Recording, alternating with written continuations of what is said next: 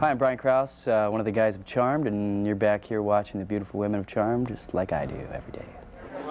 Let me see. The women of Charmed wouldn't be as sexy as they are if they didn't have the men of Charmed to be sexy with. It's a very hard job to have to work with those guys, to have to look at their faces every day. Actor Brian Krause stars as Leo, a guardian angel type character known as a white lighter. Last season I started handyman. About halfway through, the audience found out I had powers. I have powers to heal. I can disappear, reappear.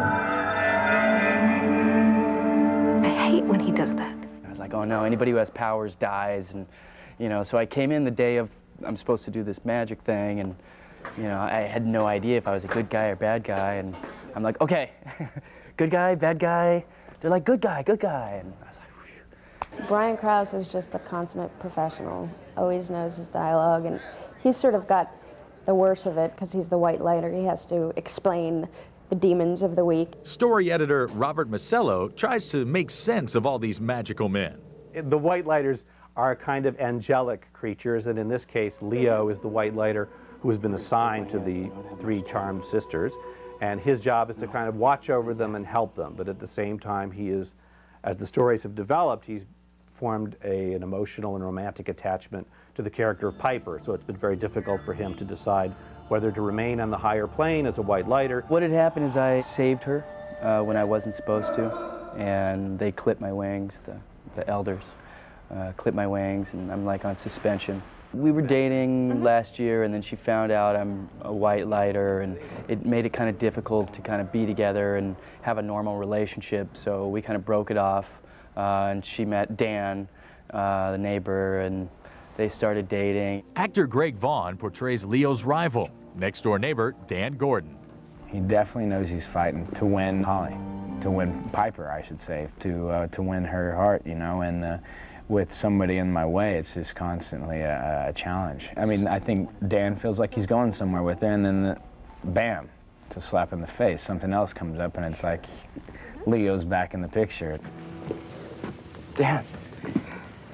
Leo. Obviously, Leo is the favorite because he's been around longer, and I don't know what's going to happen with my love triangle. I don't know about any of the witchcraft. I don't know about anything. Piper? Leo. So I'm kind of left in the dark in certain areas, but well, you know, each week is a different week, and it just makes this constant roller coaster ride of where we're going to go. Shannon Doherty's character, Prue, also has a new love interest, played by recurring guest star Antonio Sabato Jr., though the relationship seems doomed from the start. There's a lot about me you don't know. A few things that you need to learn about me, too. I'm a bad guy turned good guy, you know, and I need her help. Charmed. They can't be bad for too long. No, just a little bad. After breaking out of jail and kidnapping Prue to help him fight demons, Antonio's character might end up back in the slammer indefinitely. It's the whole Patty Hearst syndrome, right? You're like kidnapped, and all of a sudden you fall in love with your abductor. That's the only way to hang out with Shannon anyway, to kidnap her. 'Cause she's so busy, you know, it's the only way. I told you I'm not getting my sisters involved. Fine. What's most important to me is if they believe the work, and you know, and in this show, you know, sometimes it's kind of hard because, you know, you're talking about witches and stuff. We're witches. We have powers. Also struggling to come to terms with the witchcraft is Police Inspector Daryl Morris, played by actor Dorian Gregory. He just found out that these women are witches, and it's just like, okay. You know what I mean? And he's slowly starting to discover this world that he never even knew existed. Someone tried to kill us. See who it was? She's in there. She. He's trying to keep things together, you know? He's trying to keep his job under control. He's trying to keep his life under his control, and he's trying to keep his sanity under control. And that's why you're standing here alive, and she's in here riddled with bullets. Dorian's like hysterical. Dorian's probably got the loudest laugh of anybody I've ever heard. I'm like, oh, all right. What's the matter? He didn't bleed. He's not bleeding. There's no blood. There's no... Greg and I are really, really close. We're good friends. Of course he's not bleeding. He's frozen. His blood is frozen. A friend of mine actually had a birthday party, and she had a prom theme, and I'd never been to the prom, so I asked Greg to be my prom date, and he brought me a corsage, which was really adorable.